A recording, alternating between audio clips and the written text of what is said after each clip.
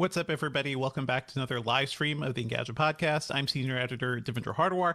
Today, I'm joined by Deputy Managing Editor Nate Ingram. Hey, Nate, how's it going? Pretty good. What's going on your end, Dev? Oh, so many things. So many things. And we've got podcast producer Ben Elman. Hey, Ben.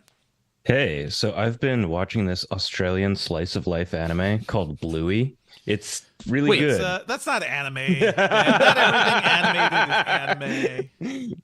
Anything regardless, that show rules. That is actually a good description of Bluey. Shout out to Bluey, and recommendation for parents and non-parents alike to like 0 kids in this house still watching Bluey. It's Bluey's great. Good comfort food for like millennials who feel overwhelmed with the world. It is very, very comforting. Anyway, folks, today we'll be talking about the PlayStation VR2. My review just went up. That's over at Engadget. You can check out my video as well, but we'll be diving into that. I'll show off some of the hardware. We'll be diving into the Bing AI updates and things like that. And yeah, we'll just have a fun chat. Sherlin's out sick this week. I think she overworked herself last week, so she'll be missed. Send her your well wishes on Twitter. And she never overworks herself. She never overworks herself. Who is in the chat room? I have not loaded that up yet. Would we want to shout out anybody? Let's see. Pop out chat. Oh yeah, so we've got, you can pop out chat. You can pop out the chat. Hello, got, Daniel Diaz. Loy Hello, Win. JT. Loy Win. Hello. And then also Kid the One Anduli. I don't see that one. Popped into the chat and asked, like, how do you even pronounce your name? And they might not even be watching anymore. But thank you. Yeah, I don't see that one. I see Darren Mitch Vicente. George Martin. Thanks for joining us so late. I hope you're having a glass of beer or wine or something with your podcast. Oh wow, I love a late night podcast. Do some gaming, chat with folks. Let us know if you enjoy these streams, by the way, especially people from all over the world. And we'll be diving into the show soon. Are we good to go, Ben? I'm recording. Yes. Nate's recording. Yep. Yeah. Thanks for telling us where you're from, Darren. We always like to see where people are tuning in from. Way to put pins in the map. Yeah. Yeah, we frequently get people from like 3 or 4 countries all over the world watching simultaneously. That's just really, really cool. That's super okay. So the last thing that we're going to do is we're going to count down from 3, and at the end of 3, everybody on stream is going to clap. And yes. You can clap in the chat. You can put clap emojis in the chat if you want. This is going to be so I can sync up the files when I'm editing, but it's also just a fun communal thing to do. So counting down from 3, 2, 1. Okay, and a little bit of silence to help me with editing and noise reduction. While we're doing the silence, hit that upvote, hit that thumbs up button so more people can see us.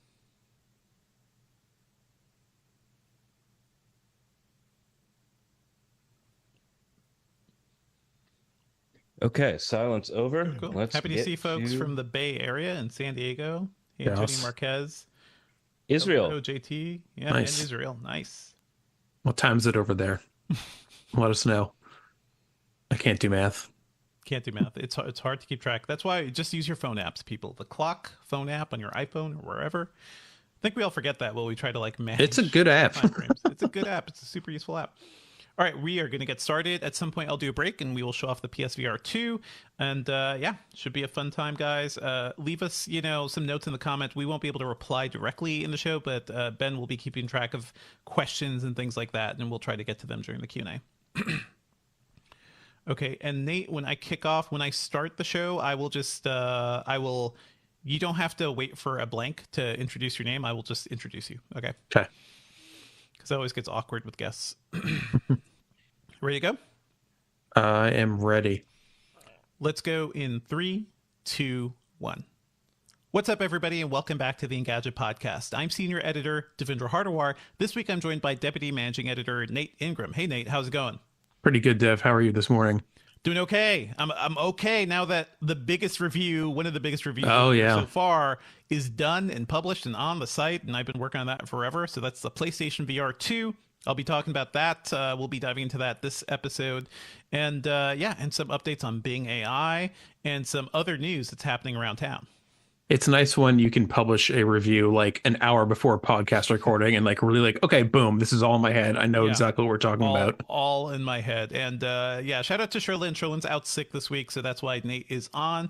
But yeah, send her your well wishes on Twitter, folks. As always, if you're enjoying the show, please be sure to subscribe to us on iTunes or your podcatcher of choice. Leave us a review on iTunes and drop us an email at podcast@engadget.com. We do a live stream Thursdays around 10:30 a.m. Eastern on the Engadget YouTube channel. Join us for YouTube. Join us for Q&A, demos, all sorts of fun stuff. It's a great time. Okay, Nate, so the PlayStation VR 2, the reviews are out. My review is out. I just want to say up front, like, I really like this thing. I really like the hardware. I do not like the price. It is $550. It also comes at a time when I think the VR industry overall is kind of cooling. Like, people are just not as amped for VR anymore. I've got a lot of, like, just concerns about it, even though I like the hardware and the experience. From your perspective, Nate, you know, somebody who may be more into consumer VR, and I don't know how much you've tested of other stuff. Are you excited for the PlayStation VR 2? Like, is the fact that it's good going to be something that makes you buy it? I'm glad that it's good. I agree that it's, you know, fairly expensive, but for me, as somebody who doesn't have any VR hardware, I don't have a PSVR, the original one. I don't have anything for a computer. So I'd be going to it fresh. And as somebody who already has a PlayStation 5, it is compelling the sense that, like, okay, if I wanted to get VR, I could just buy this one thing and not have to think too hard about it. So, like, to me, that kind of, like, softens the price a little bit. Whereas if I wanted to go, like, in a different direction, I'd have to get myself a decent PC, right, and a headset, or a Quest 2, you know, and that's $400. And right, but like, if I want type stuff, what do you play on the Quest 2? There's a lot of games. There's a lot of stuff and experiences on the Quest 2. It's not the best. It doesn't look as good as the PlayStation VR 2 or the PC headsets, but, you know, it gets you into VR, and you can always plug the Quest 2 into gaming PC when you have it and, like, stream over higher quality VR. What is your price point, Nate? Like, if this thing were $450, $400, $300, like, I think at 400 with a clear, compelling game, which the Horizon game might be, as somebody who loves Zero Dawn and Forbidden West, you know, that's close for me. It's almost enough to make me jump in. But I think, as you alluded to in your review, you're, like, not clear. Okay, so it's launching with around, or there's going to be around 30 games this year, I believe. Yeah, in the launch window. So that's into March, because this thing is coming out on the 22nd, I believe. Yep. But yeah, over the next few weeks, there will be 30 games. That's a pretty good launch for sure. Good launch. And there are a handful of VR exclusives, like Horizon VR, Call of the Mountain. That is exclusive to PSVR. Gran Turismo 7 is going to have some VR modes. Resident Evil Village is going to have VR. I don't know if that's going to be exclusive. I don't know if that's, like, something they're pushing just for this, or if that's coming to PC immediately. But those are compelling. Yeah. But I totally agree with you, Nate. Like, that is what I'm thinking, and that's what I was, like, wrestling with during this review, right? Like, this hardware is super comfortable. The OLED screens, it's a 4K image across both of your eyes. It looks really clear. The controllers are great. The motion tracking is fantastic because it's inside out tracking. So setting this thing up is super easy. You just plug it into the front of the PlayStation 5. That is it. And then it maps your room, and it finds, you know, your safe space to play.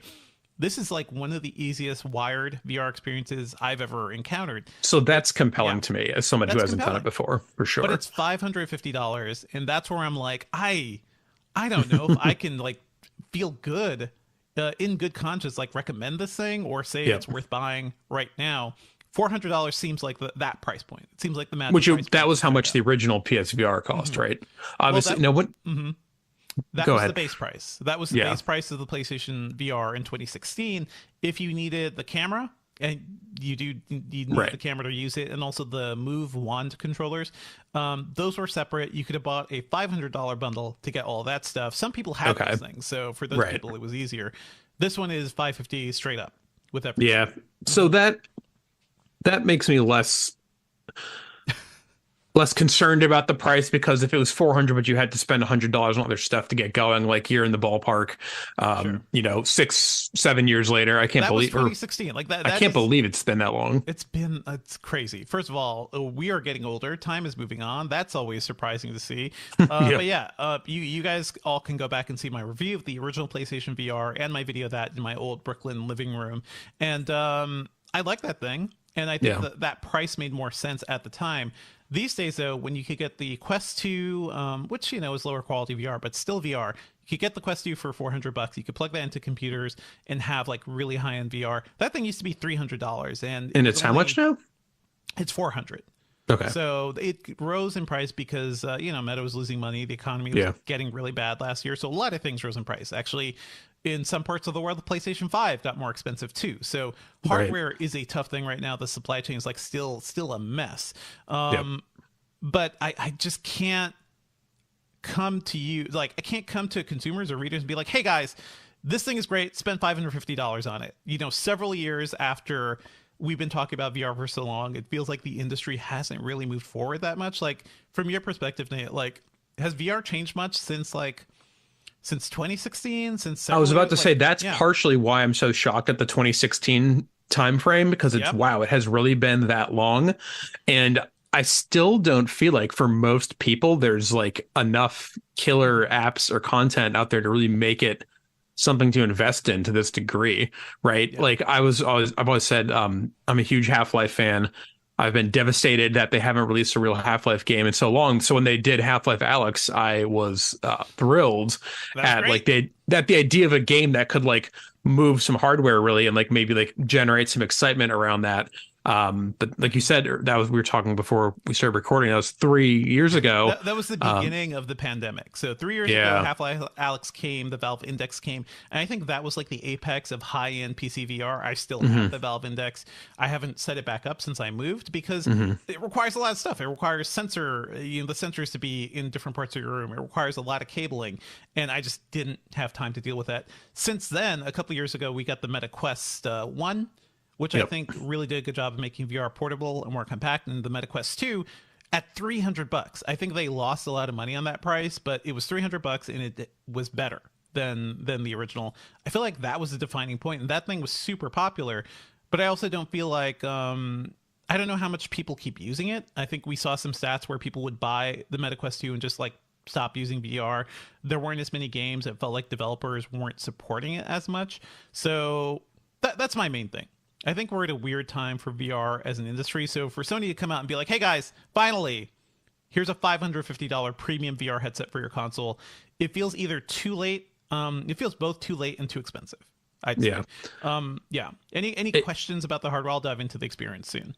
Hold on. Before Nate goes on, we were talking in the chat about how Nate might be a little bit too loud. So Julio, is it possible for you to just decrease the volume on his end of it? I think, Nate, you can lower your zoom level. How about now?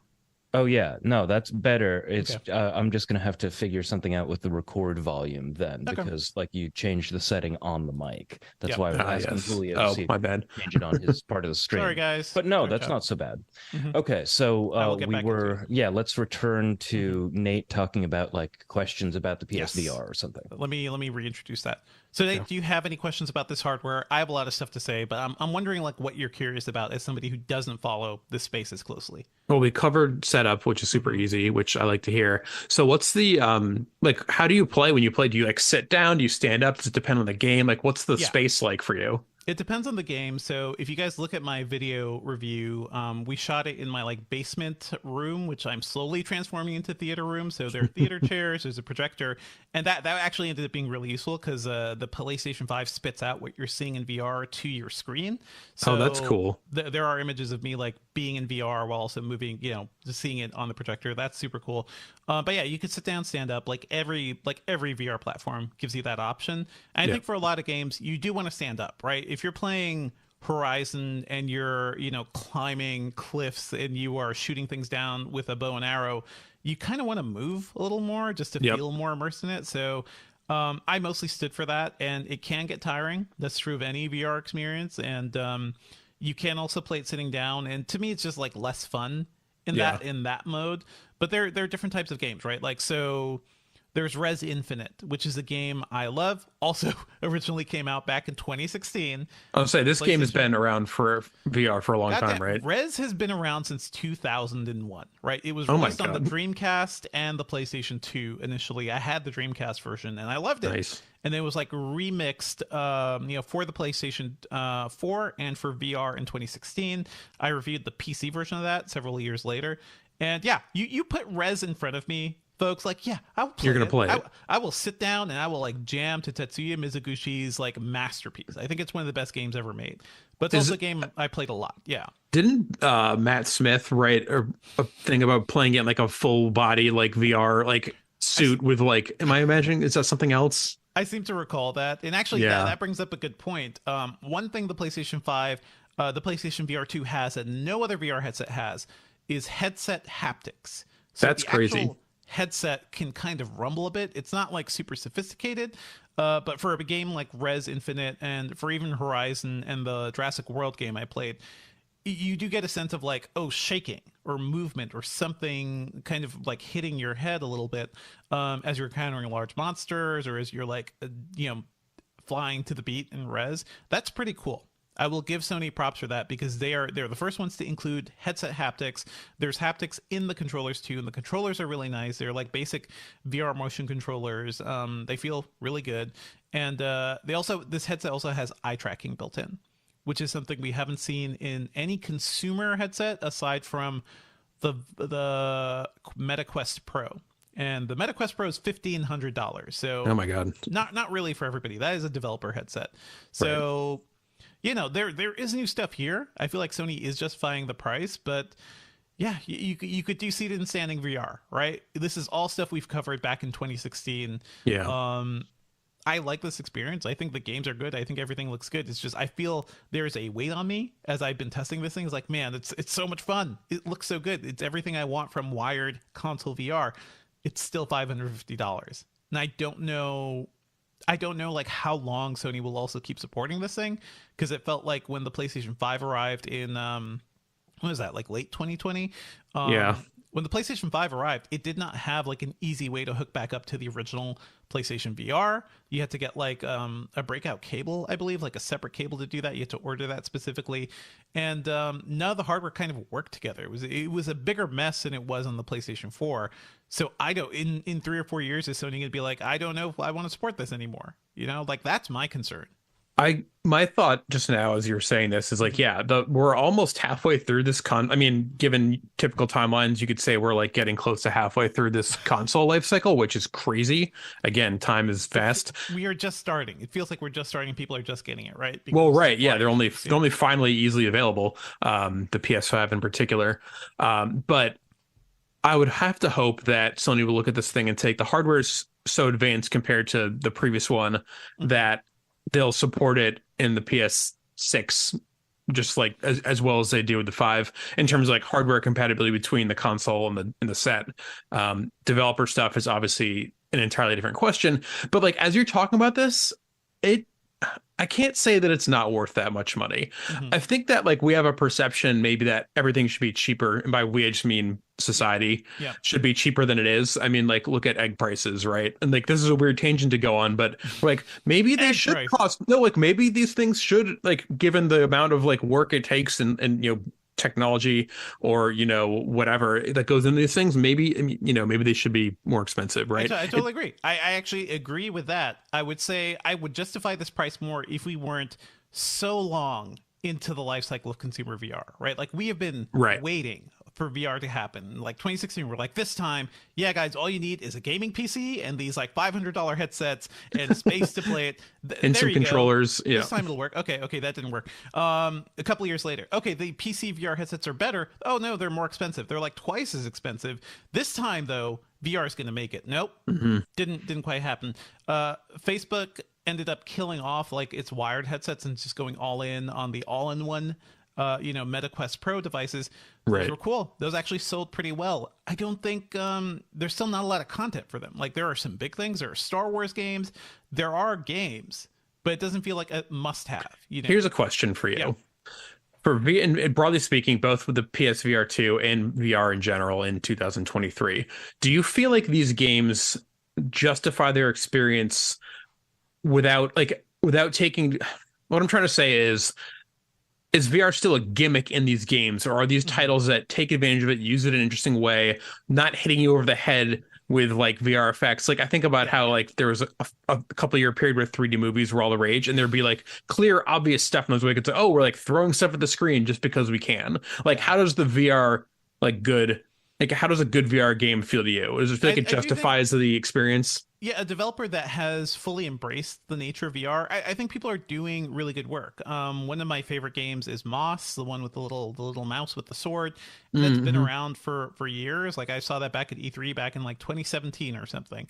And that's been super successful on PSVR and Metaquest and everything. Like it's scaled to all the different headsets. I think a lot of developers are doing good work. I played this game called Tentacular, where you play like a giant squid monster and you have like tentacle arms, and you're basically a monster looking down at a small village of people, and your job is to like pick things up and do chores for them. And it's a lot of fun. Like it's a cool perspective. It's something you can't easily do with a normal gamepad, you know? So I do think VR gaming is here. It's just the gateway in, like getting in is so hard. And I felt better as the Metaquest 2 was coming out and things were getting cheaper and more accessible. And now it just feels like we're taking a step back. So, you know, maybe I'm unfair saying it should be cheaper, but you know what? It should be cheaper. If Sony wants this thing to succeed, I have flashbacks to the PlayStation Vita, which I really loved, like that 2012 era. I thought I had it like right in my desk here. I do have one. It's downstairs though. I love my Vita. I love the Vita. It's like a great little console. It's powerful enough for decent gaming. It had an OLED screen. The first version. They did a great job supporting with like a bunch of weird little titles as well as like some big names. I mean, in 2012 they did a great anyway. job for a couple of years, and then just kind of fizzled, and then Sony just gave up on it entirely, and it felt heartbreaking. And I feel like Sony does that a lot, right? Like maybe they'll try new things, but they don't really put their weight behind it or have enough faith to like make it successful. So I'm just worried about like where the PSVR. I mean, I think it's fair to say like the hardware is advanced and powerful enough that it justifies the price, but at the same time is going to be a barrier to entry for too many people to keep it from being anything other than like a niche device. And those obviously never get great support from developers, and thus the game library dries up, and you know, all of your fears are realized. It's pretty much everything. Like my advice to a lot of people, if you sound intrigued by this, wait a year or so. The discounts will come. This thing will get cheaper, and there'll be even more games. And I think that'll make it all more compelling. So maybe Sony's just saying like, okay, general audiences will just wait for a while. The hardcore people will pay $550 and we win. Sony wins. I just feel like it's a missed opportunity to really like, I don't know, make a big leap for VR. I felt like the first PSVR was that. And this one is just like Sony's being like, well, we had to make an expensive headset and we can't get away from it. So that is my thing. Other things worth noting, right? Like the VR industry seems to be tanking a bit. Facebook, Meta has lost a ton of money from its like metaverse VR segments. It seems like everybody thought VR would lead to AR glasses, you know, augmented reality, and we've talked a bit about those, but those not as much happening. I think even less of a clear consumer like use case for that, right? Like at least with this PSVR, you're like, you're buying it because I want to play cool VR games. I want to play games. Right. AR headset. I'm like, what the hell am I going to do with an AR headset? And we don't like that. That is a whole untested field, but they do seem kind of connected in terms of like, first of all, the technology required to get these things going and the way we use them. It seemed like, you know, AR would lead to mixed reality, would lead to like complete VR would lead to mixed reality, would lead to complete AR. And it feels like that goalpost is also shifting a bit. We keep seeing reports like Apple's delaying its you know, mixed reality headset by a couple months. We just saw that from Mark Gurman. And then previously, a couple months ago, he reported like the actual AR headset, that launch will also be delayed by a couple of years. It feels like we are constantly moving towards something that is like disappearing into the horizon. The HoloLens not being super successful for Microsoft right now. Like there was the whole military contract that they spent, the military like spent a lot of money on HoloLens units. Turned out they're not super accurate and were actually dangerous for soldiers on the field. That's disturbing. That's disturbing. The HoloLens and the Magic Leap headsets and a couple others. Oh my God, Magic Leap. Magic Leap is still a thing. Those are being used in like business environments and corporate environments. And I tested the Magic Leap 2, and that is cool. It feels super great on your head. And it does a great job of like creating augmented reality in the real world. But that thing was like, what, over $2,000? You know, like it's not a consumer thing yet. So speaking of over your head, this is like a really basic PSVR2 thing that we didn't really cover. Is like, how does it feel on your head? Like, how's the weight? How's the, you know, is it comfortable? Good. Like it's how good. long? Yeah. Sony, how long do you like? What was your like normal like play session length in VR? I did a lot of testing between like 1 and 2 hours. So I did some extended stuff. I did some shorter stuff. I I think the first PSVR was one of the most comfortable headsets we've ever tested because Sony knows how to make consumer products, right? They know how to make things that are comfortable. So that one Definitely. had good weight distribution, even though it was kind of heavy compared to other headsets. This one is lighter, I believe, and I think that it has good cushioning for your forehead and the back of your head. It feels good. Maybe it's a little less of like a comfy pillow than the first one, but it feels fine, like compared to a lot of other headsets. I wish the front of it kind of popped up like the way the Windows mixed reality headsets did, because that made it easier to put those on and off. And it requires headphones which plug into the back of the the PSVR2. You can plug in your own headphones, but I feel like if you did that, the cabling would be a mess. So it kind of just makes sense to stick with what Sony has. But they're just like okay earbuds from Sony, which also seems like a weird miss for right, because I think the audio is one of those things that could be really compelling in VR if you put the right technology into it. There is spatial audio in there. It has the same like PlayStation 5 audio engine. So I heard surround sound stuff even with these earbuds. Like I think the overall experience is good. Like the hardware is good. The controllers are good. Battery life is about 4 hours. I would recommend if you do get this thing, get the battery charging bay, the controller charging bay. It's $50 and you just like plop them down. When you're done. It charges the headset and the controllers? The controllers, just the controllers. Okay. Because the headset plugs in, it has a 15-foot cable. Oh, sure. Yeah. So, they get the basics down right. Like, that's it. Like, I just feel like, man, this is really good. I wish I could recommend it to more people. I wish Have you had time enthusiastic. Have you had time to look at any other reviews yet this morning? I'm just curious to see what else other people are saying or feeling about this thing. I took a look around. I think Scott Stein at CNET, I love his takes on VR and everything. He really likes it. The Verge did a whole bunch of, I think like several people reviewed it at The Verge. And like I think generally positive, but I've seen a lot of the same complaints. Like it is too expensive. We don't know about the games and long-term support. So I just feel like right now it feels almost irresponsible to be like, give you a full, hey, buy this thing right now. It will change your life, because I don't know if that's true. And money is tight. Like it is hard right now for people. Oh, yeah. $550 on a lark for VR, not in 2023. So right. Or you could spend that money on like a bunch of awesome games that you can just play on your TV without buying extra hardware. True. You could do that, or you could get a Metaquest 2 for $400 and like just sit tight. Like just enjoy what is there, because there are a lot of great titles there. They won't look as high fidelity as they do in the PSVR, but you're wireless. Like there are advantages to that. You can enjoy like video too. Like if you are intrigued by the idea of putting a VR headset on and like watching a huge image in front of you, maybe the Metaquest 2 makes more sense because it is wireless and because it could be more comfortable, so that's all a thing. My feelings on the PSVR 2 is, man, it's good, but my feelings are complicated. I wrote a 2,000-word review. My video review ended up being like over 13 minutes, which I don't typically do long video reviews, but this one felt like it was worth diving into everything. But yeah, do you have any other questions, Nate? Or we could just move on, because there's other news happening. Yeah, no, I feel like things more important to the world than the PlayStation VR 2. Yeah, I think we're pretty well covered there, but it's definitely nice to like get a classic, exciting piece of gaming hardware in there to check out, even if it's too expensive. Yep, that is always the case, especially for Sony stuff. Okay, folks, if you have any questions about the PSVR 2, be sure to check out my full review and my video review, and you can drop us an email at podcast@engadget.com. We could take a break here for Q&A if you want, or we can just keep going. Let's break for Q&A. Okay. Cool. I'm going to read I'm going to read a little bit about Bing while we're at it. Read about Bing. Hello, chat. This is the big boy. Oh, it's a big boy. It is, it's pretty big. I'm not going to put it on because that would mean taking off my headset. That'd be kind of a mess. Actually, I will just be headsetless for a while. You guys chat with the crowd. Nice.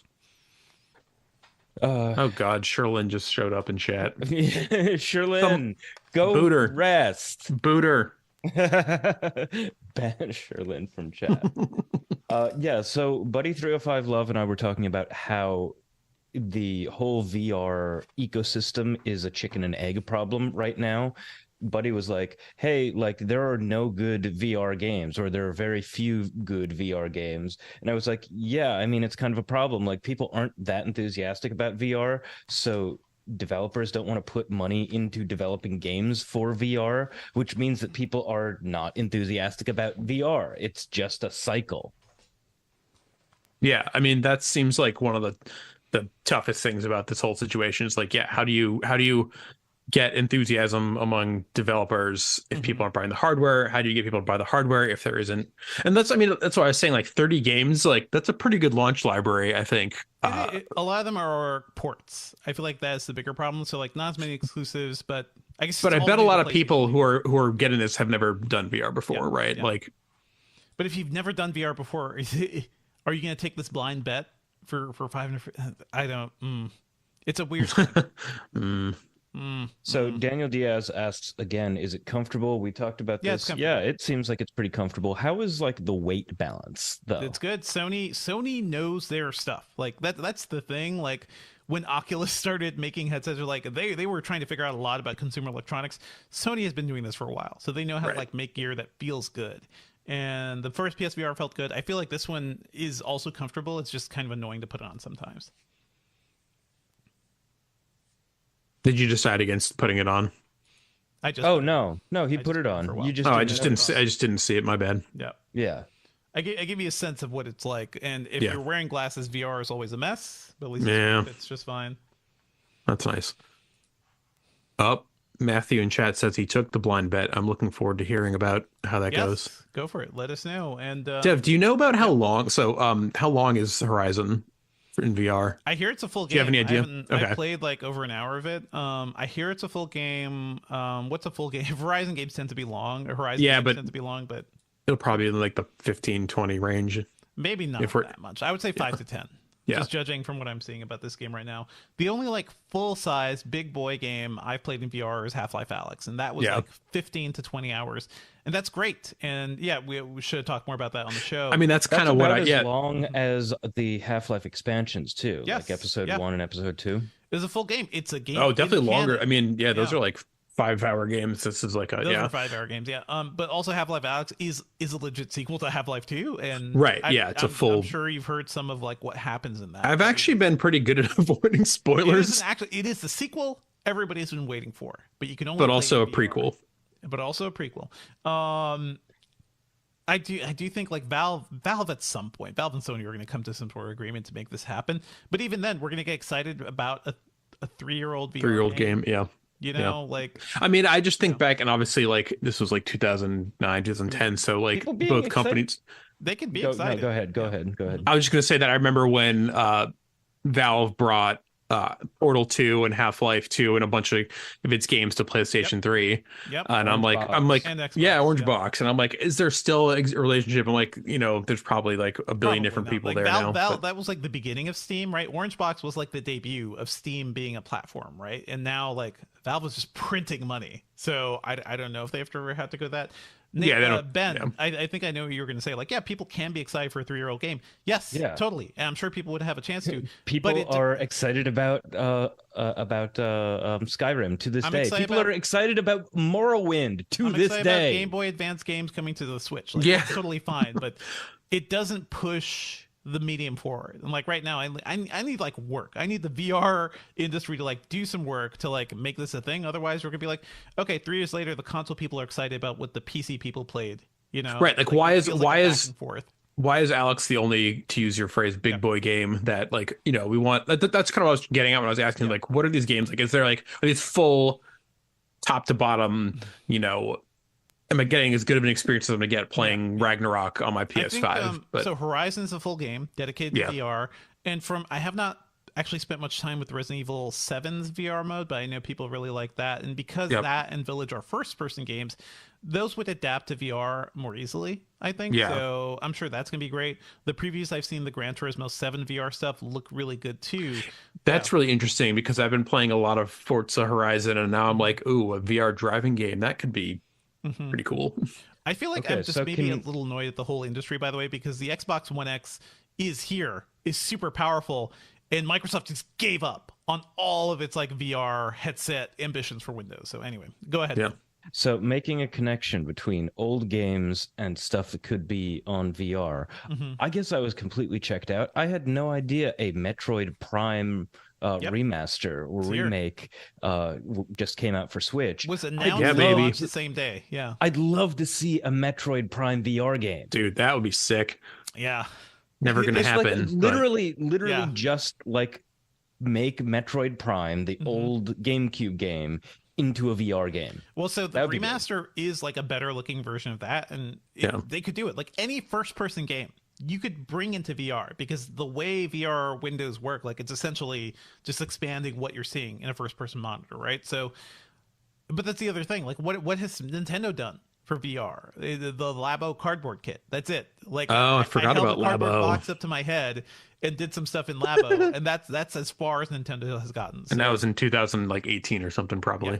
So I think like VR just as a concept is all over the place for all these companies. Who knows? The other thing, the PSVR2 does not connect to PCs yet. You can just plug it in.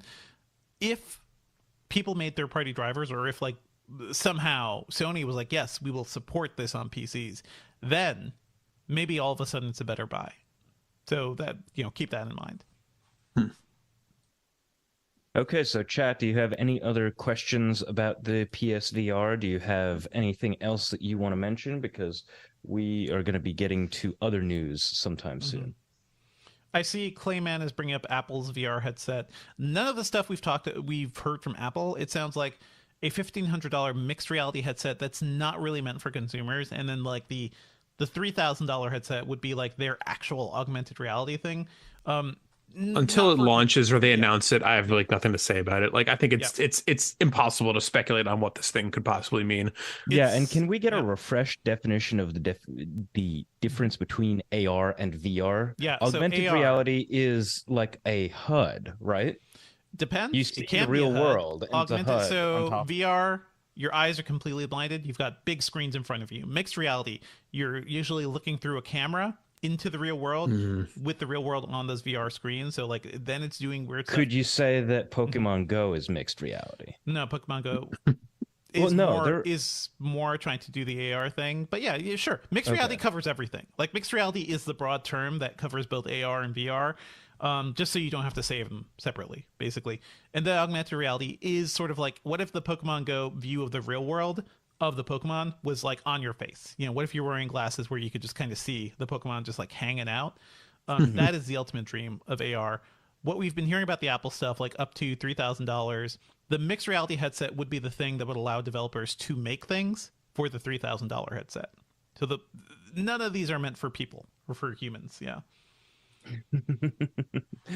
Especially humans with jobs that aren't software developers or anything. A couple other questions. Does PSVR2 work on YouTube? Yes, you get a flat screen for video. It looks like you're sitting maybe 5-6 feet away from a 100-inch screen, so it's pretty nice. It's pretty like cinematic. A couple other questions. Did Xbox get into VR? No, not yet. I don't know. I think Microsoft is so afraid of trying new things, and they see like this thing is so new. They have just not spent any energy there, and honestly, they have a lot of problems going on with Xbox as a platform. So they need to make games. They need to make Halo games, so they can't even like deal with accessories. Can you use AirPods Max 2 with the PSVR 2? I don't think any big cans will fit, because this thing has to fit over your head. So maybe use like if you weren't paying attention, Dev just had to take his headphones off in order to put the VR headset on. It's a headset. It's covering everything. You can use other earbuds. You can wear like Sony earbuds or other things with the headset. There is no wireless option. There's no wireless option for anything. And honestly, I'm surprised that there's no like built-in speaker option, which is something we've seen, or at least more built-in headphones. There are these like things up top here, which are like little squishy. They almost look like accessory ports. So I feel like eventually you'd be able to plug in something here and have it like wrap around here. So maybe eventually that just looks like Aloy's Focus. You can just it kind of does. Maybe they'll be like earbuds. I really like the near field speakers. They call them near field like headphones on the Valve Index, and they weren't headphones. They were just like speakers that kind of hovered close to your ears, and those were cool. And how much is the Steam Index again? The Valve Index was $1,000, I believe, and I think it's still $1,000. When did that come out? Like around the time Alex came out? Around the time Alex. It's like three-ish years ago. Yeah. and we just got a lot of issues. So it's really good hardware. It's just like if you want to use it for one game, it's basically just one game. I mean, it is also, you could play all the other VR games with the Steam Index, you know? You know what? I'm just going to stop beating around the bush. I'm going to go out and buy a like sweet gaming PC and $1,000 headset and just go play this game, and then I'll sell it all. Yeah. I mean, that's really all you need to do, man. What's that game where you like shoot like little flying drones or something? Like that's a ton of them. There's a lot of shooting. That's all of them. There's the one that's sort of like Duck Hunt in VR that was kind of cool. Oh my god. No, I'm talking about this one where it plays with time. So like I don't Pistol know Whip? what You thinking Pistol Whip? it might be Pistol Whip, but like that actually shows you're thinking another of Super Hot. No, I'm not talking about Super Hot. I'm talking about this thing. It's like kind of space pirate themed, but Space Pirate Trainer. Oh, it's just Space Pirate Trainer. Okay. I believe. But that actually shows another issue with the market, which is that so many games are very samey. Like, Super Hot was interesting because of how it plays with time and like everything moves only when you move. Yeah. But other than that, you weren't able to tell what I was talking about because I could have been like, oh yeah, that thing where things fly at you and the things. the one where you're shooting the things and then maybe things fly at you and you get a leg workout. That it's what supernatural workout or something. Yes, so like VR. That's the only thing to describe supernatural and make it different from any of the other VR games. So there isn't a lot of variety, it seems. There's not. Like I think ILM and the Star Wars folks have made a couple of great Star Wars games. I forget the titles of them right now, but like there was a bunch of Vader Immortal games, and that series was good because it actually dove into like Star Wars lore. And there's like the Rebel Galaxy one, I believe, too. There's been a bunch of stuff. It's just we keep talking about the same things. Like I love Super Hot. I could also play Super Hot anytime you put it in front of me. I've been talking about that since 2016. So it just feels like we keep coming back to 2016. That seems like a big year for. It was when like mobile hardware got to a point where you could stuff them into headsets, and people just finally were able to make VR a thing. I think we can move on, folks. Yes. Yeah. So Clayman says my Quest 2 worked great with glasses, and then I bought a new pair and didn't realize that they were much bigger and didn't fit at all. Yes. Yep, that's always a problem. A concern. I have considered getting contacts just to use VR headsets just better. So I can use VR. Oh man.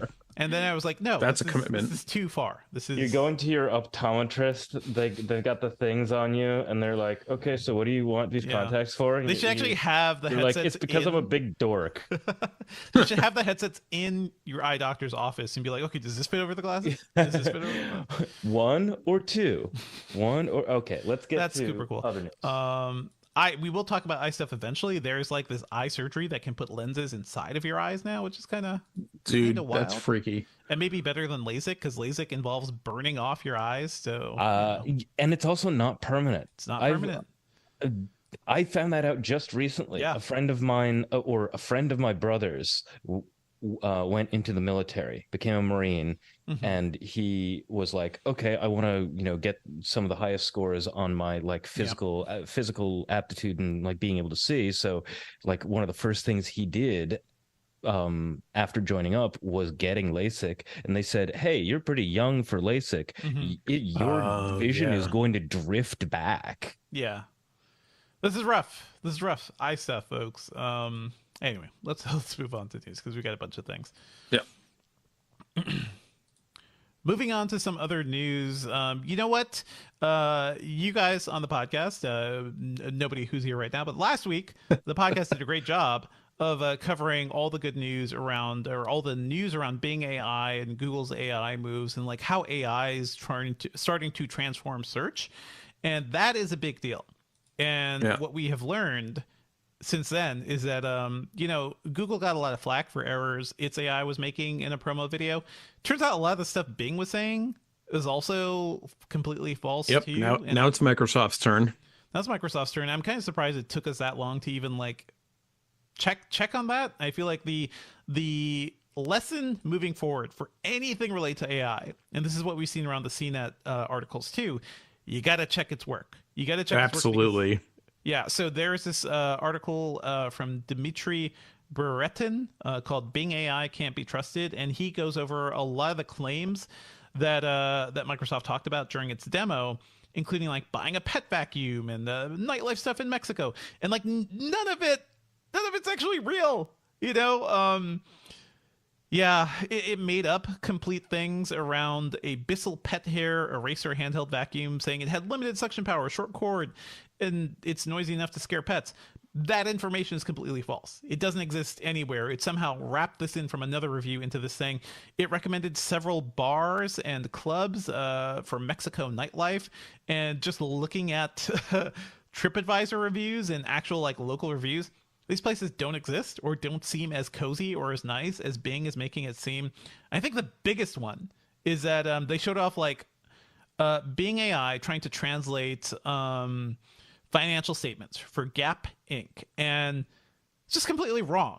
Like, and you know what just popped at me about this one is that CNET, also using AI for financial articles, had some similar, baffling mistakes where like, oh, it's just wrong about like, what the interest on a 30-year fixed mortgage is or something like that. We're like, okay. Yeah, you have to go over the stuff. Like we cannot, I think they brought our lesson here. Like this AI stuff, I was not here to talk about all this, but I watched in horror as these things started to be announced, like, oh, we're just doing this. Like all the things we've been talking about over the past year. Right, we've been talking about the AI art tools and creating AI art from a string of words. We've talked about the Google engineer who thought the Lambda AI was sentient, and we talked about the stuff around that, and also the idea of stochastic parrots and the work of Timnit Gebru and AI researchers who were like, we should not be releasing these things because they are so confident when they're wrong. Like they have so much of the information, like they have almost all the information on the internet, but we don't know how to control them. We don't know how the responses are created. The AI are kind of a black box, and that's something we've been seeing with Bing, and as more people have been playing with Bing. Back to this report, right? So here's like one thing.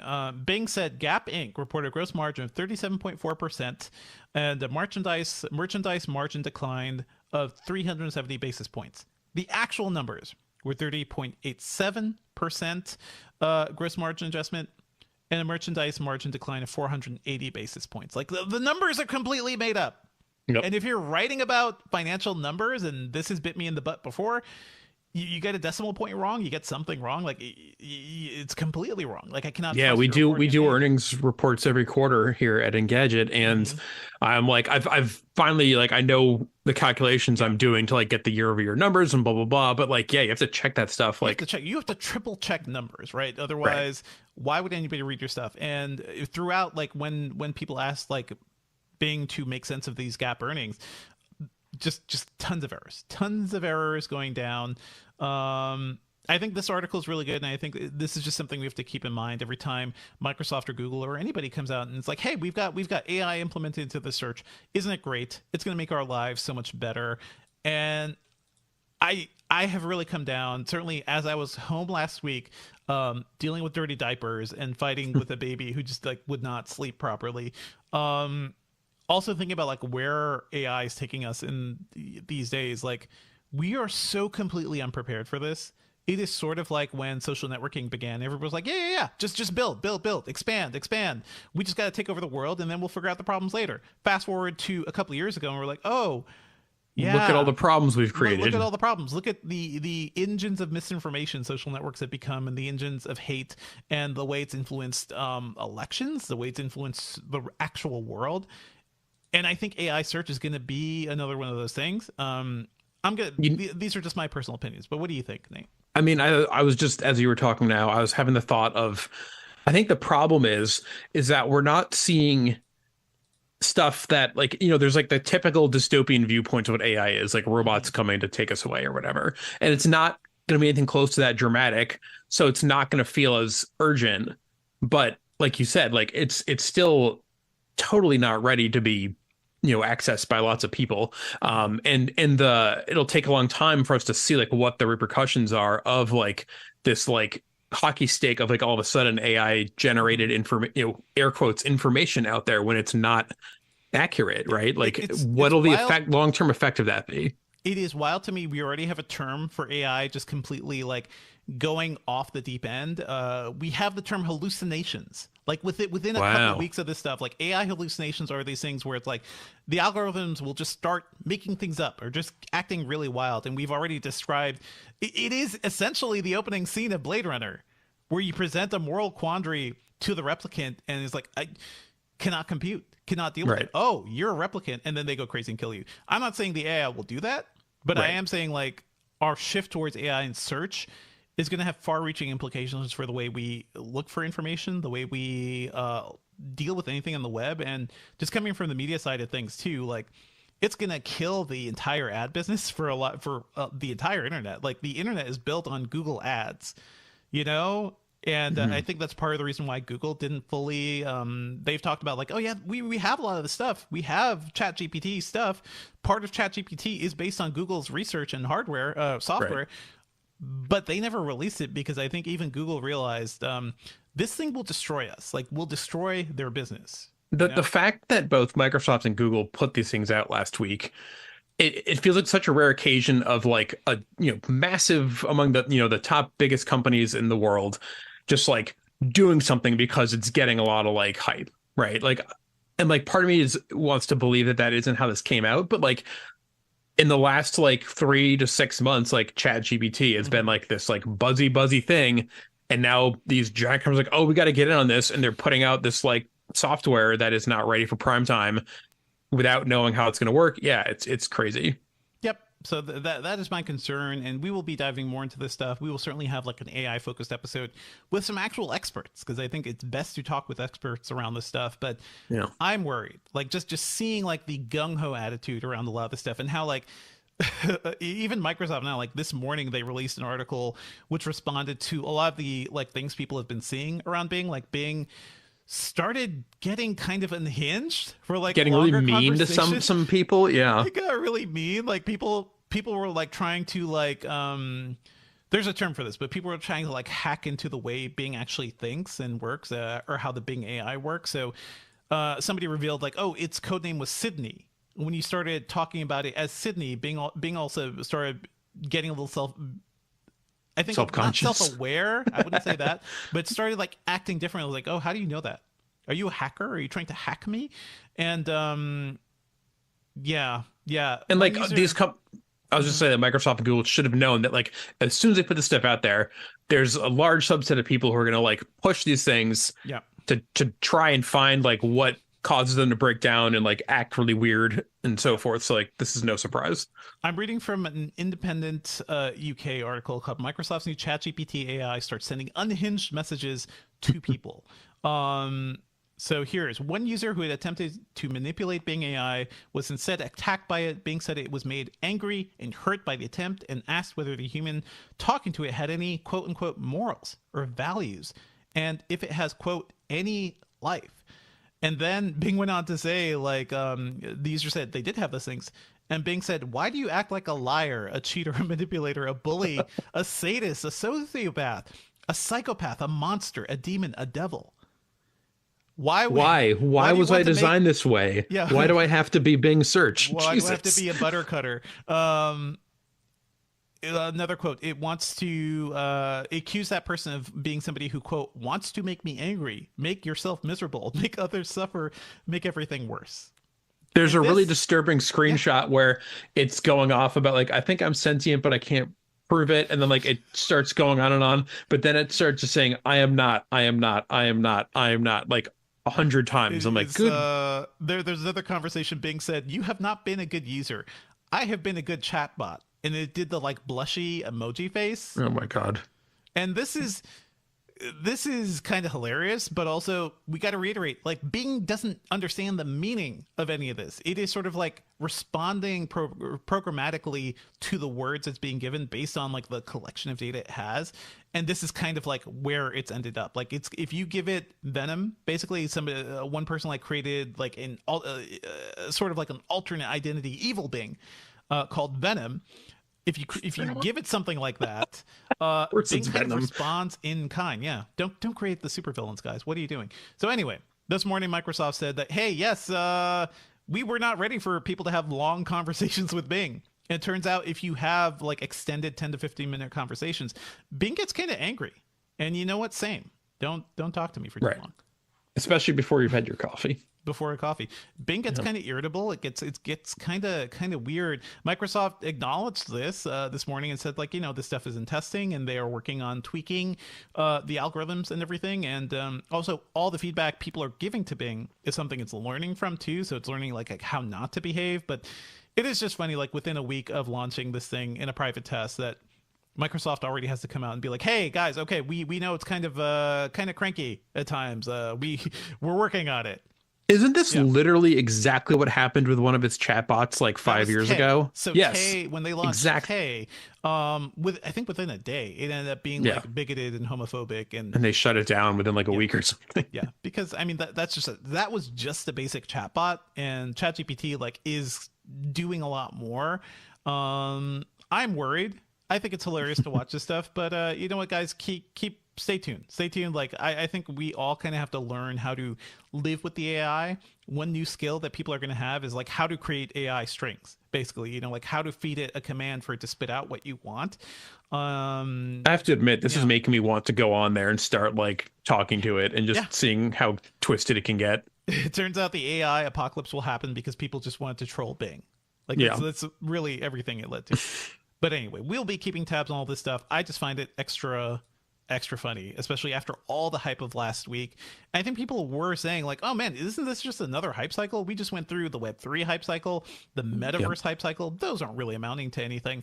I will say the big takeaway here is that no, this one is here to stay, folks. Like the AI stuff is what companies have been building towards. Microsoft has invested tens of billions of dollars in AI tech. Google has been building this stuff up for a while. I think a lot of the tech companies know, like, when you can build this is the future of computing, right? So when you can build something that people can talk to naturally, that can kind of give you the world's information in an instant, better than a Google search, like you will own the future of the web and potentially the future of society. I mean, that's what we've been pushing to. I mean, again, 2016 Google Assistant, right? Like, conversational information. It's been like what they were going for. And our complaint is the assistants aren't great, right? Like Siri kind of stinks. Google Assistant, not that great. What if it was instantly able to tap into the like smarts of ChatGPT and other like AI deep learning models? Like then all of a sudden you have a very smart assistant. And like we've seen the pieces of like what we're leading towards kind of set up in front of us, and now like AI is going to fill in those blanks and fill in those gaps.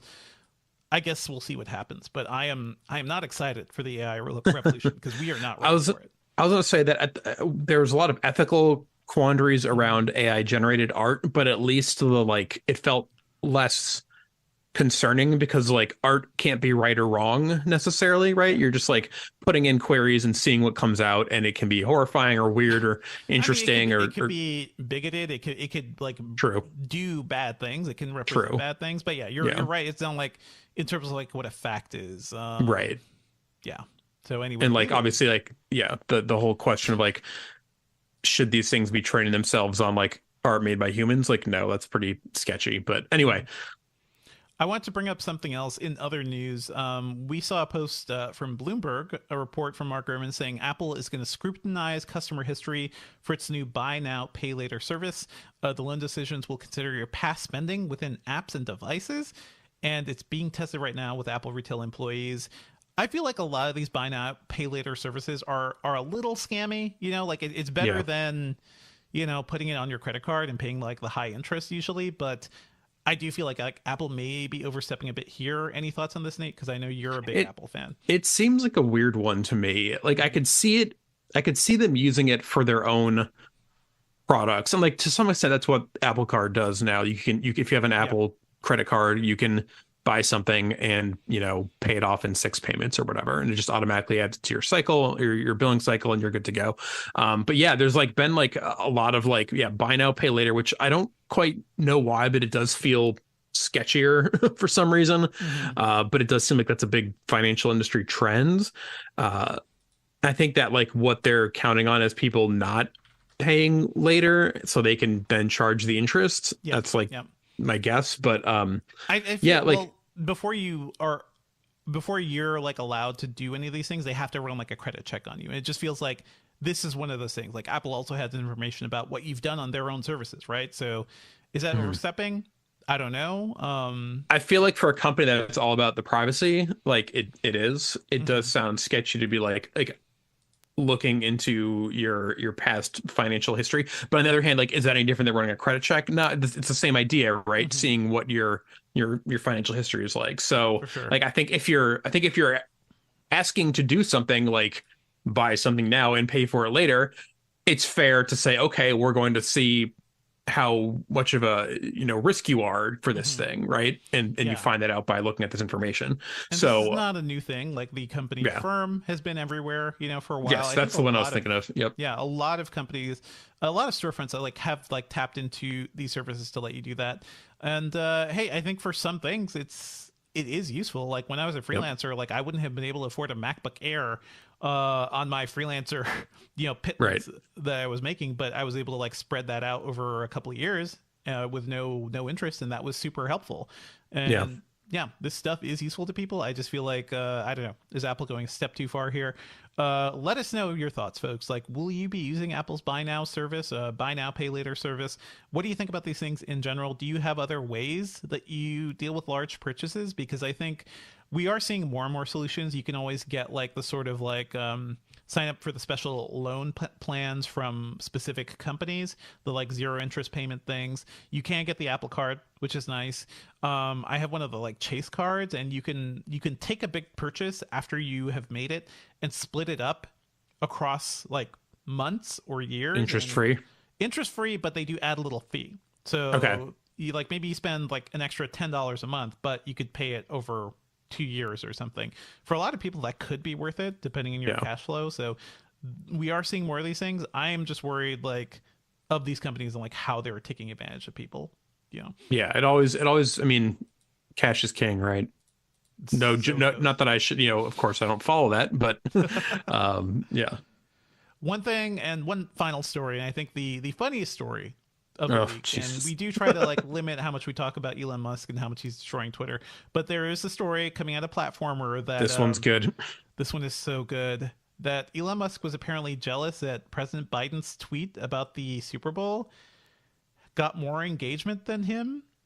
And because of that, Elon's cousin and Twitter employee James Musk sent an urgent message to the company Slack on Monday morning. So the story was like that guy went to Twitter HQ and like basically forced the engineers to push Elon's tweets to the For You tab. And then for a lot of people, all they were seeing on the For You side of things was Elon Musk's tweets. And they were like, I did not sign up for this. Why is this happening?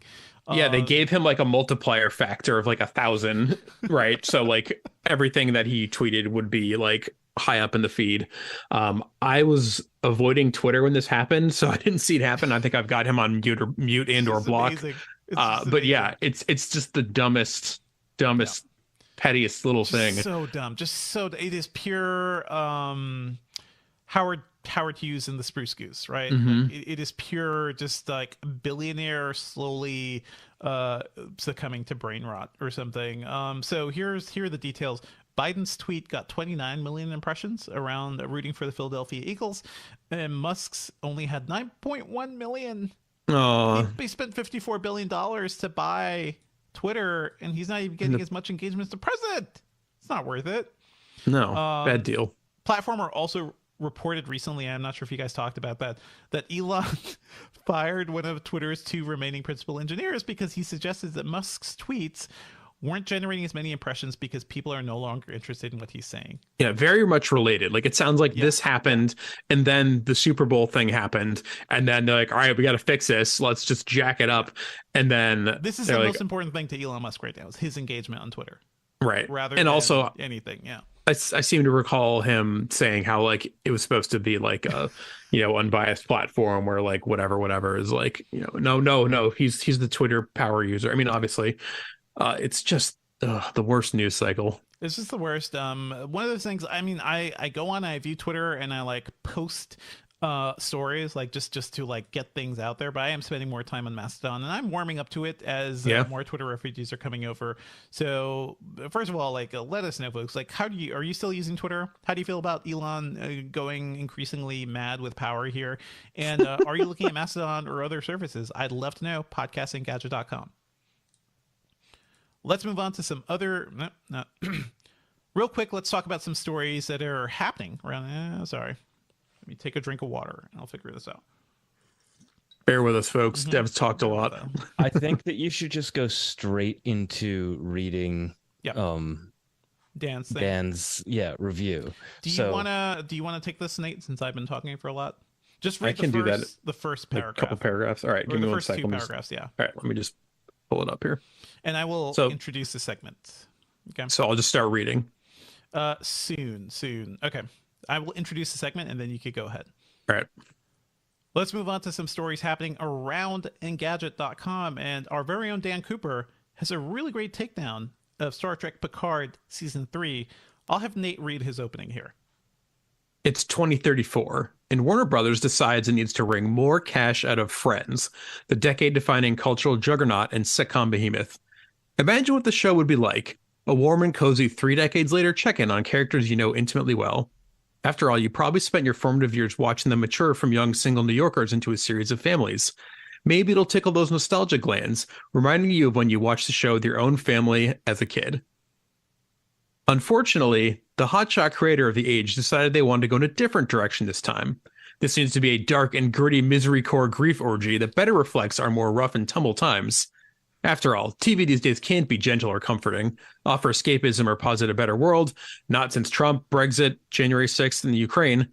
The creative team has got that quote on a poster in their office, the one about the triumph of evil, and they're not going to sit idly by. They're taking a stand.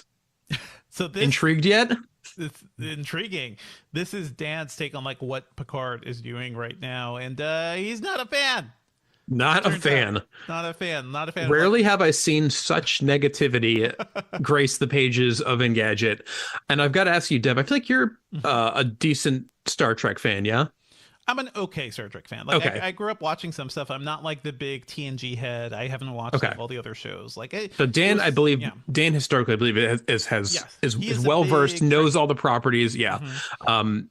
There's something really interesting to me. So putting aside the fact that like you should all go read the first 500 words of his story because it takes that long to get into Star Trek, but it's read the whole story. But the intro is worth it. It's not often we let somebody go off in this direction for this long, but it really like works in this case. I'm shocked at the negativity because I don't get the sense that it matches the rest of broader popular consciousness about the show. I feel like I've seen that critic reviews. Picard season 3. I feel like critic reviews have been generally positive, not the best thing ever, but generally positive. I've seen occasional moments where like I think that there's probably hardcore parts of the fan base, like Dan, that are very much not into it. But I know other folks who are pretty big into Trek who like it a lot. So it seems to be very divisive, as I suppose everything is these days. I tapped out of Star Trek Picard within the first few episodes because it was among the worst TV I had ever seen. Wow. Okay. Really so you're with Dan here. Badly done. Like, why is anybody doing anything? Who is this person? Why is Picard running to this museum? Like, it was just, it felt like badly put together TV, and I just couldn't stand it. And my wife, who is the big Trekkie and who grew up on Next Generation, like that is her Star Trek. She just couldn't, like, she could not vibe with it. So we have watched the other stuff. Like, I like Discovery quite a bit. I think Discovery's a lot of fun. I like Lower Decks, which is the animated show. I've watched Prodigy with my daughter. Star Trek Prodigy is a really fun kids take. And the other one is Strange New Worlds. The one that's basically the other new show with Christopher Pike. So there's a lot of Star Trek out there right now. But that one, which is more like the original series and is very much like, okay, you're going on a different adventure every week, but it's live action. That was a lot of fun. I really dig it. There's a lot of good stuff happening here. It is wild that the one that's around, I think the most like the one with the strongest fan base, the next generation stuff, like is just such a mess. Yeah. And I have seen a lot of good reviews. I know Swapna Krishna, and Engadget contributor and somebody we talk to all the time, really likes the season. And she's a big Star Trek head too. So it's not like It's very confusing. So I don't know if I will ever find myself watching season 3 of Picard, but you know what? There's only so many hours in the day. Dan's review is very entertaining. You can shoot Dan an email. Just comment on the story. I'm sure Dan will love to get more comments from the internet about Star Trek. So yeah, check out his piece. That was a really fun review. Matt Smith also spent some time with the Oppo Find N2 Flip. I love these names. Man, this is a new foldable from Oppo, which flips into like the sort of like Galaxy Flip thing. It's a long phone that flips into a more compact phone. It has a small rectangular screen on the front. It looks really cool. It's right beside the camera sensors. It looks really cute. I don't know if you have any broader thoughts about this. It is cute, but I was going to say that foldables in general feel to me a lot like our VR discussion, which is that they're like a solution in searching for a problem that they're too expensive to get any sort of widespread adoption, right? Like I mean, I don't know what the price is on this one. I didn't see yet. I don't know that we know yet. Probably never get it in the US. So in the UK, it's priced at £849, which is roughly over $1,000. So that's one of the more reasonable prices I've seen for about the Z Flip 4. So given the fact that smartphone prices have gone crazy over the past couple of years, like at this point, like some foldables, like these long foldables, rather than the ones that turn to big tablets, are pretty reasonable if you want this type of phone. They're comparable. Yeah, they're comparable. I just wonder if it just seems like another subcategory of smartphones, right? It won't change the world. Not everybody's going to want one of these, but maybe some people will. Maybe there's a use for these. Yeah. Yeah, and it's kind of fun to see something different besides just the usual screen phone, which is all that there is at this point. I like weird stuff, but weird stuff does not survive in this market. RIP whatever Microsoft is doing with its dual screen stuff. So true on all counts. Yeah. Let's move on to what we're working on. I don't really have much to say at this point. I'm catching up on some reviews. I will probably have I think I have a gaming laptop with a 13th gen Intel chip to review, or at least spend some time with. So look for some coverage around that. Nate, what are you up to? I wish I could say more as well, but most of the stuff I've got is under embargo right now. So I've got some cool stuff, but it's not going to be out for a few weeks. Okay, gotcha. Let's move on to our mysterious teas. Mysterious teas. I mean, I always love those. We are always like living under the threat of upcoming embargoes, but they're both mysterious and exciting because who knows what's lying behind them. Let's move on to our pop culture picks. Nate, what do you got? I just finished reading a book called All My Rage, and it was I remember books. I remember having time. I know. I thought I'd go in like a different direction here. Loved this book. Thought it was wonderful. The author kind of wrote, I want to call it a sci-fi fantasy-ish trilogy in the YA space, and those were well received. This one is a different one. It's a lot autobiographical. It's about two teenagers whose parents are from Pakistan. They're living in a kind of remote California town. They basically just have each other and their families, and it's just a very layered, dense story about like the sort of like immigrant experience and also just like being a teenager. It does a good job of mixing up the usual like kind of like hormonal interests and whatnot with like this sort of like looming tragedy. His mother is ill. His father's an alcoholic. They're trying to save their motel. There's a lot of like drama around that. The girl Noor has her own challenges in terms of she was rescued from Pakistan as a child. Her parents died in an accident, and now she's in the US trying to make her way with her uncle. It's her only relative. It's just, there's a lot going on. It was beautifully written. It was a great layered story. I'm very excited to read more books from this author. This is one like on my pile of things to potentially do read. it. I remember seeing a lot of good praise around this. Yeah, it was great. I'm really glad I read it. And then the other one I'm going to shout out quickly is I got a Steam Deck, and nice. the thing that's finally tipped me over into playing it consistently is Ollie Ollie World, which is a game that came out a year ago. I reviewed it for the PS5, loved it, never quite finished it. And then I got the Steam Deck. I was trying to find something to play in it. I've got a whole bunch of games, but nothing. I spent $500 on this thing. How do I justify it? Yeah. Well, I'm gonna play Half-Life 2. But in addition to that, I was trying to find like what's the game that's gonna. There's multiple people, including Swapna, our contributor Chris Holt. They're like, I love my Steam Deck, get one. And I was like, okay, what's gonna be the killer app for me? It turns out it was Ollie Ollie World. I was on vacation for a few weeks. I had it with me. Played it. I played it a ton. It's the kind of game you can pick up and play for 20 minutes, or you can play for 3 hours. It's not so processor intensive that it drains the battery immediately. It's so much fun. I love it, and it's pretty cheap. Awesome. I have not played Ollie Ollie World yet, but you know what? That is the thing about the Steam Deck is that it can play a lot of like low pressure games really well. Yes. So I made my way through Hyper Light Drifter, which is a game I'd recommend to you, Nate. Super great vibes. I call that game Pixel Therapy because really this one fits in that same bucket, I'd say. Gotcha. Yeah, there is something. Maybe it's because I grew up with the like 2D pixel art aesthetic, or that it's just everywhere these days. But I find something comforting about seeing that stuff, and also like the vibes of Hyper Light Drifter, even though it's super tough. It is kind of like weirdly comforting too. What's the cool thing about this game is that it can be extremely punishing if you want to like go for all the challenges, get the highest scores, but it also added in a dose of like casualness to it if you don't want to go that hardcore. Like they made some of the controls easier than past installments in the game, so you don't have to be like quite as pixel precise to like pull things off. Gotcha. Have you heard the good word of Vampire Survivors yet? Oh God, yes. Chris Holt also obsessed. I haven't tried it yet, but I know it's going to happen eventually. I think he will. That is an instant hit, and I do love the idea that so many people are buying Steam Decks just to play a $5 game. Yeah, less than $5, like a little janky game, but that's awesome. Just so good. It's a pure game. I would also recommend Tunic. So like honestly, any of the sort of like adventure games play really well on the Steam Deck. So yeah, Tunic's on the list too. Yeah. Tunic's is great. Also great soundtrack. So that is my new like just nice electronic music vibes and exploration vibes. It is really good. Now that I have you, Nate, let's move on to my stuff. But I thought it's worth checking in on The Last of Us on HBO. We're about halfway through the season so far. Our video producer Julio is like running away right now because he doesn't want to hear anything about the last episode. How are you feeling? I know you've seen all of it, but we just saw episode 5.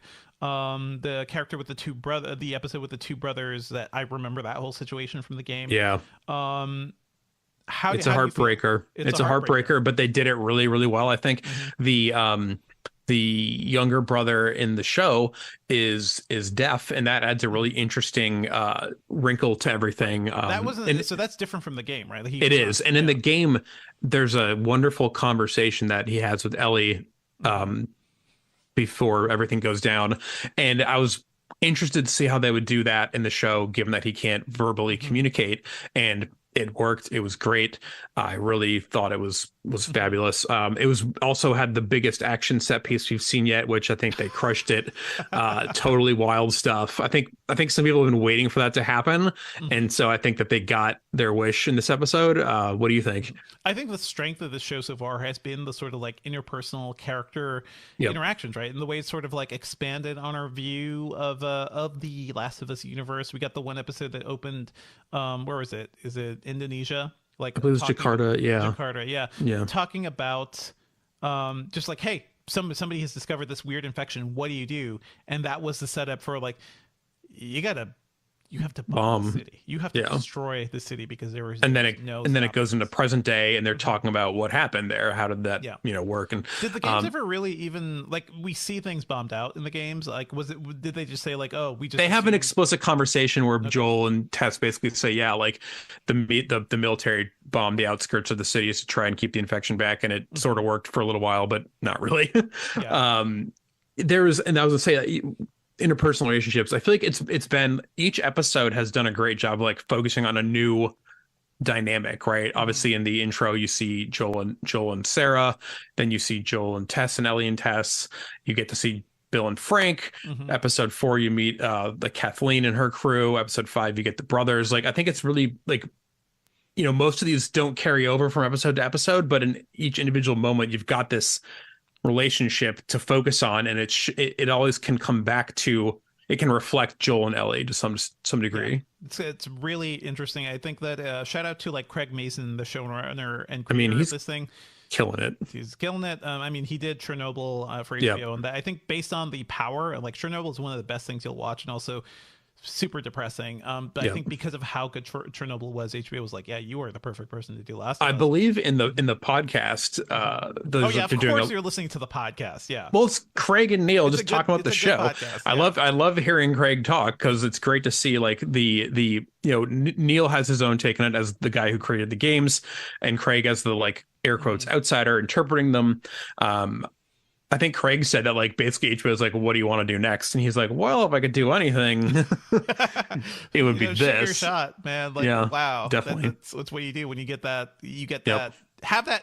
This just goes to everybody. Like, have something in mind. Like if you ever get the opportunity to make your dream whatever, get to just like shout that out. But yeah, I'm enjoying the show so far. I think I was a little iffy within the first. I think the pilot didn't fully do it for me as much as I liked spending. Yeah, that's what we said. I think when we talked recently. Yeah. I think that's interesting, because the vibe I've gotten from most people has been that the pilot was like one of the strongest ones, but. Everybody, to each. I've seen a lot of pilots, and that one just felt like, oh, you should have just put the first 2 episodes together. You should have like tried to do that narrative. That's really interesting, because they were originally going to split. The first episode was going to be 2 episodes, so it would have been even. But I think like rightly so, HBO was like, no, you need to combine it, because you need to get to a certain point for people to like get invested enough. Maybe I was just like not in the right mind frame for it. But you know what? So the second episode, the third episode, like it has consistently shown that this show is doing something new and interesting.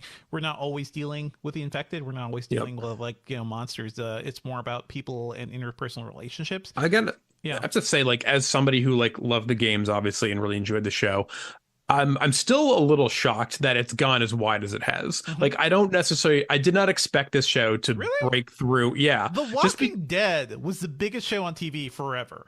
I guess maybe I didn't realize quite how big that was then. I just thought it was going to be like a little bit niche, but like my 70-year-old mother's friend like posted about it on Facebook, and I was like, you're watching The Last of Us? Okay. Sure. Like, cool. That's the power of adaptation, right? They can bring the story to entirely new audiences. And one thing that's what I was hoping for.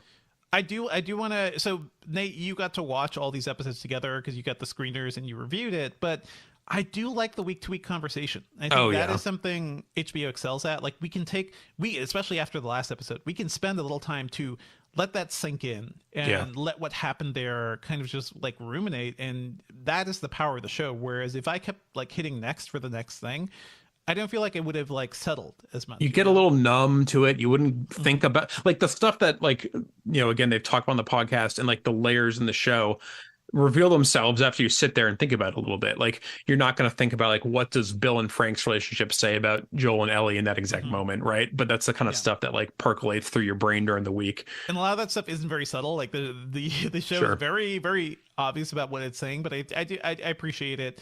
And I think I like the vibe of the show more. It still feels a little hopeless, but that is the story of The Last of Us. It does make me want to revisit Station 11, because man, I need to rewatch that. That show was good. Yep. One thing I want to recommend to everybody, and this may come as a surprise to you. So we are done with Last of Us talk. Julio, our producer, can come back in the room. I want to recommend a movie. And shocking. Maybe it's not a movie anybody would think of watching. I would like to recommend Magic Mike XXL. That's second fabulous movie in the Magic Mike trilogy, the cinematic universe. So over at the Filmcast, my movie podcast, we decided to like rewatch the first 2 Magic Mike movies because, hey, Magic Mike: The Last Dance is out. I really like it's out now. One. Yeah, it's out now. Okay. It's out in theaters. It's not something people really talk about very much, but there is something special about this series, and that is the power of Channing Tatum. Right. And it is nice. I really am a fan of him. I've been watching him since the Step Up movies. And, oh my God, Step Up. Step Up. The man can dance. The man can dance. He is back. Like, he's working again. He kind of took a hiatus for a while. I think he was like dealing with family stuff. So it is nice to see him back on the screen. And I think Last Dance is kind of a messy movie, but rewatching these really reminds me that XXL is a wild thing where it's a plotless movie where it's just bros hanging out and like supporting each other, bros being bros. Really very like, I was just gonna say, it's very much counter to the first movie, which has this like surface glitz of like whatever male strippers, but like it's a very like character emotional driven story, and XXL is just like whatever, we're just having a good time. And I think you've seen these, Nate? Oh yeah. Secretly, I don't know. Like we've No, never I talked think about this. I mean they're very good. I want to shout out XXL because it is kind of a weird miracle of a movie where like there's no conflict. It is just guys hanging out and throwing support to women wherever they can, and like showing how the power of their male their dancing, their hips can make women's lives better. And I think it's really beautiful. So anyway, Magic Mike XXL, to celebrate the release of Magic Mike's Last Dance, it is out in theaters now. I cannot wait to see Channing Tatum doing more stuff, because watching these movies, I'm also like, you know what's great? What we don't really see that much these days is like star power, like somebody who, when the camera is on them, kind of knows exactly what to do and commands the frame, and Channing Tatum does just that. So, join the Channing Tatum fan club, folks. Check out all these Magic Mike movies, especially XXL. Also, check out like Haywire, the Steven Soderbergh, action movie starring Gina Carano. But Channing Tatum is also very good in that. And is that newish? Talk about that. No, man, that's 10 years old. That came out over 10 years. That came out before or around the same time as Magic Mike. So. Right. Hey, we don't talk about it enough. I think there's a lot of great action in that movie, so that's also fun. Nice. But that's it. Let's wrap for now. Our theme music, folks, is by game composer Dale North. Our outro music is by our very own managing editor, Terrence O'Brien. The podcast is produced by Ben Ellman. You can find Nate online at... I'm on Twitter and Instagram at Nate Ingram. Awesome. And you can find me online at Devindra on Twitter for now, and I am at Devindra at mastodon.social. On Mastodon, and I'm spending a lot more time there, so I'd say check it out. It is worth checking out. I'll get over there soon. Get over there. Everybody should get there. Email us at podcast@engadget.com. Leave us a review on iTunes and subscribe on anything that gets podcasts. That includes, Spotify and everything else. Okay, done with audio. Cool. Hello, folks. Chat room, I hope you're okay. I hope the Magic Mike suggestion did not blow your mind. They seem unfazed. Good. I can save my audio at this point. Save your audio. Just keep it going for a little bit longer, because we're going to be talking directly to chat. Who knows if we're going to have like some we got a couple interesting minutes. thing that comes out of that. Thank you for joining us, everybody. I see a dude named Charlie has to jet. Yeah, so Chad, if you want to talk about anything right now, if you want to go back over some of the stuff that we talked about during this episode, or if you want to ask about just anything else tech related, this is your time. That was the time. Sticking around for 5 or so minutes after finishing recording the podcast. I did want to point out one thing from Darren Mitch Vicente. Hope he's still around. He says, hey guys, what do you think of OnePlus having a region lock on their software and OnePlus 11 being locked for China only? I would say US doesn't get OnePlus phones, so... Well, we get some. We get some OnePlus phones. Oh, really? Yeah. I didn't know that. Yeah. OnePlus is pretty...